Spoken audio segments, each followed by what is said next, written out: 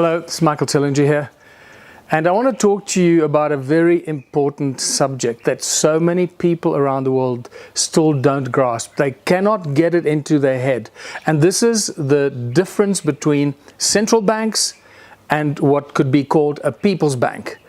And until the majority of the people around the world really grasp this, and until the penny drops for the majority of the people, in other words, the critical mass of people, we will forever remain slaves by those that control the supply of money.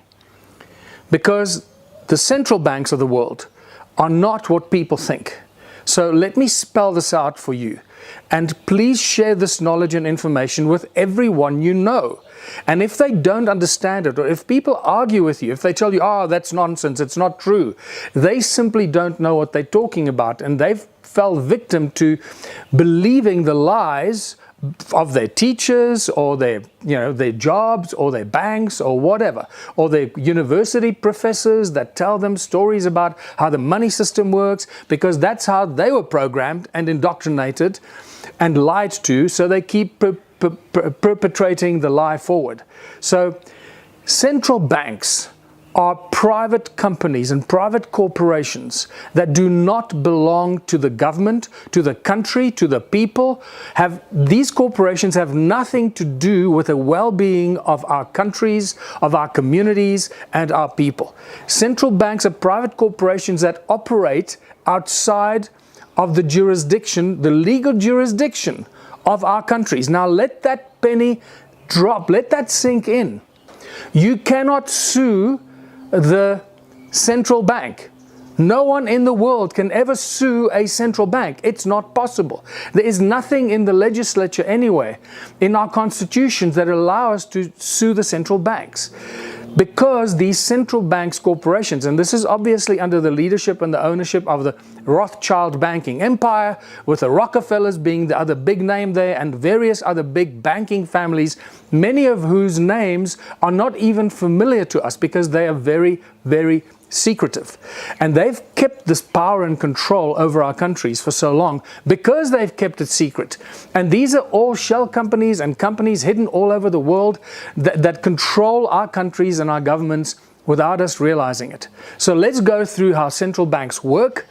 And like I said, if anybody contests and argues with you, they simply don't know what they're doing, and you need to either try and explain this to them, or simply show them this video, or give them some other material to read, like the what's it, Monster from Jekyll Island, or whatever that book is called. That's a very important one.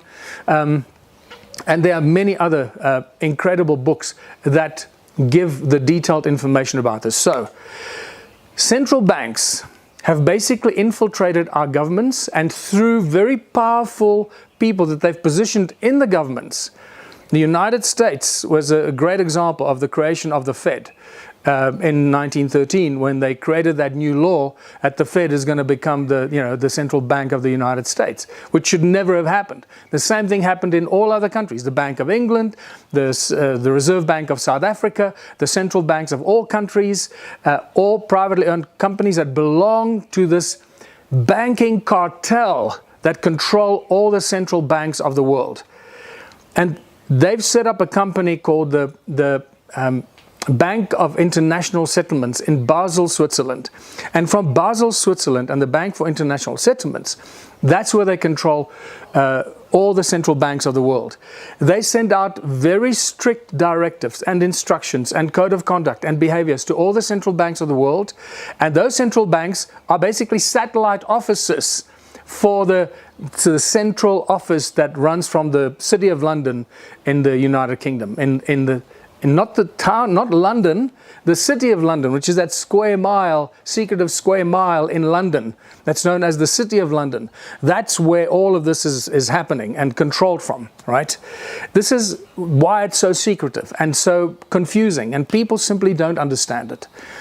And most people think that somehow our governments are just incompetent and they don't know how to work with money. Well, that is not the case, because these central banks we borrow money from these central banks. They lend money to our governments. In other words, they have attained the right to print and control the supply of money to our governments and our countries. Now think about this insanity. We have a private company that operates outside of the jurisdiction, outside of the legal system of our country, that have bestowed upon them the right and the unique right to print and issue money for our countries. I know some people might argue that they don't do the printing is done by the mint. I use the word collectively, okay? They have the right, they issue that right, they instruct the mint to print the money, and the mint then distributes it. It's all part of the giant big cartel. It's literally the global banking mafia cartel that has stolen the world from us by instituting and imposing and putting their central banks in each country. There are very few countries that don't belong to the Rothschild banking empire. It's like North Korea and Iran and so forth. But to really get to the crux of this, the difference between the central bank and a people's bank is exactly that. When we implement a people's bank, that means that we, the people, control the issuing of our money, the issuing and the printing of our money. And the government is the agent that issues and prints the money on our behalf, to us, to the people, which means that we can print as much money as we need and issue money from our government to all the state enterprises, whether it's developing of education, railroads, road systems, infrastructure, engineering, setting up technologies, research, healthcare, housing, everything we can think of as a community. We should be able to fund ourselves with an infinite supply of money. Now pay attention to this. And many academics and people that study, finance and all this at universities, unfortunately are poisoned by the current banking system and the fraud that's being perpetrated on humanity everywhere. We have the capacity to supply an infinite amount of money to ourselves from our own people's banks. And in essence, this is what Hitler did.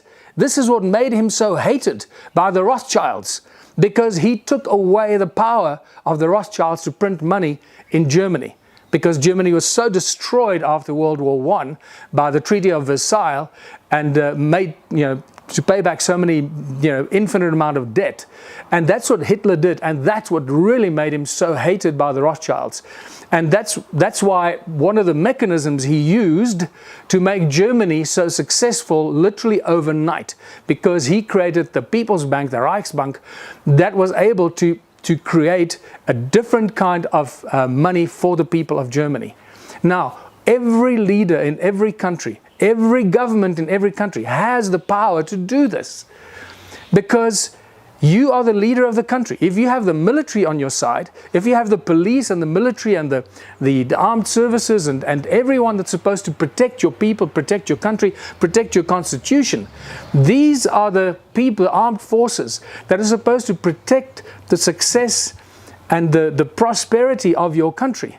So if there is a central bank that is undermining the prosperity and has stolen the prosperity of the people of our countries, our right should be for any government or any leader to say, thank you, the central banks, thank you, Mr. Rothschild. We know how a printing press works. We can print our own money. We will no longer be using your central bank printed money. And we're going to start issuing our own money for ourselves so we can actually turn our country around, don't owe you any money. And remember, our presidents, our leaders could literally turn around overnight and say, thank you, Mr. Rothschild, and we hereby cancel all the debt that we have to you. We don't owe you anything, because you created the money out of thin air. And this, I think, is a really important thing. Maybe I should have said this right up front, because remember, these central banks, they have nothing. It's not as if they have some assets hidden somewhere. They create money out of thin air, and then they sell that money to us at an interest. So our governments borrow money from the central banks at an interest, and we have to pay the central banks, the Rothschild banks, back with interest. And that's what creates inflation. That's what puts us in debt. That's what gets us into big trouble. And this is why these big corporations and the banks end up owning everything. Think about it. If you don't make your payments for your car, if you don't make your payments for your farm, who takes your car? The bank takes your car. When you don't pay your farm, who takes your farm? The bank takes your farm. If you don't pay your house, who takes your house? The bank takes your house. It's not the government, it's the bank. And there you can see, the government has nothing to do with the money. It's the bloody banks. So this is so important for people to understand. The moment, in essence, any president could just declare, as of tomorrow, we are closing the Reserve Bank or the central bank, and we are turning it into a people's bank. And nothing has to change except the printing presses that start to run and start to mint our own money. Our money that belongs to our country, our people. And then we can print as much money as we need for education, for arts, culture, transport, railways, space exploration, anything we choose.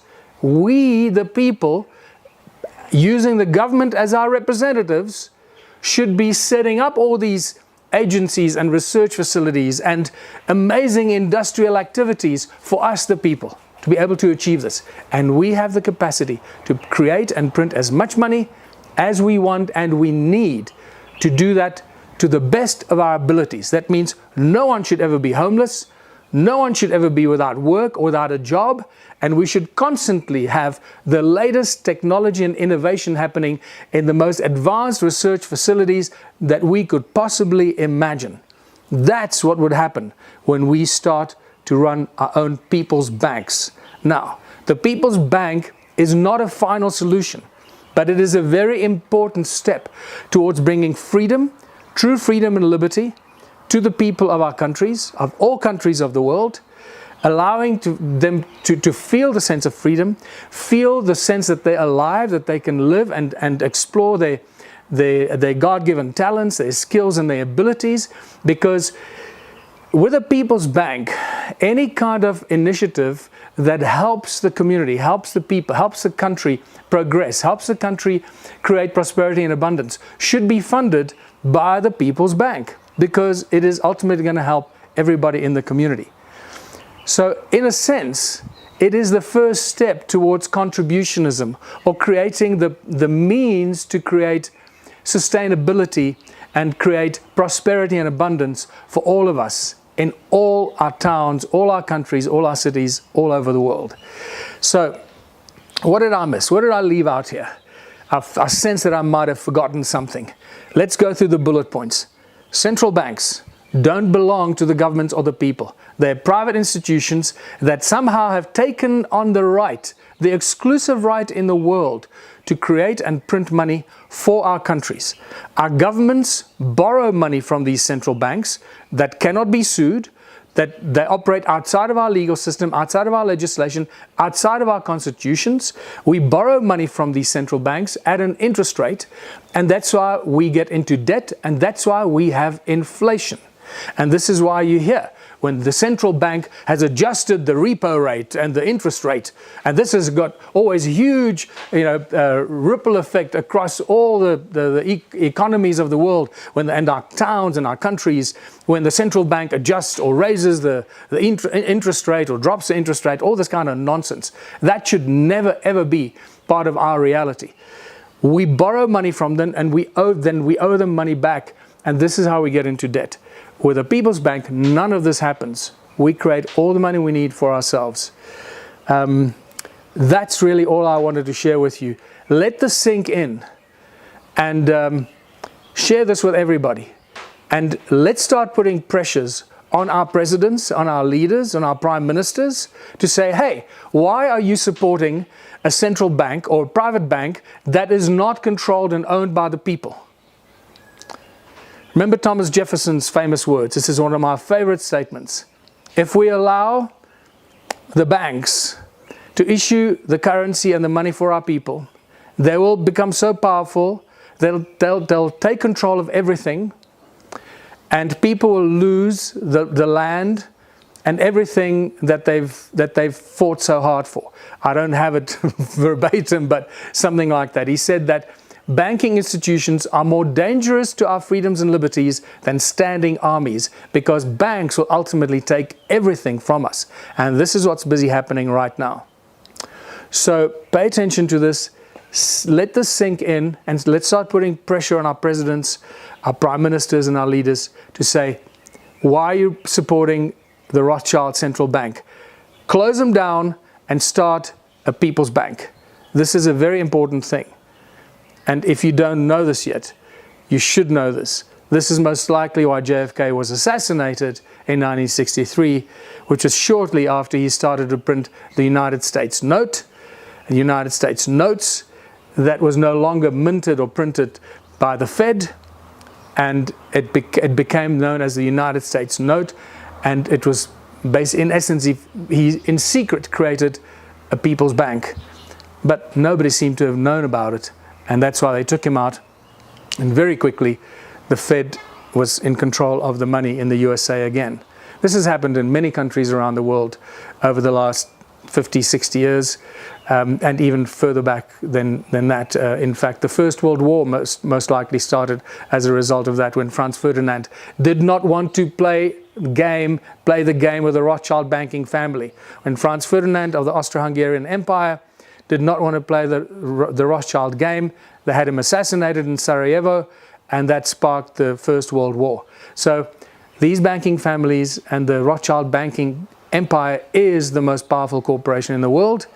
It is most likely the most evil corporation in the world, because it has enslaved every single living, breathing human being with their central banking system.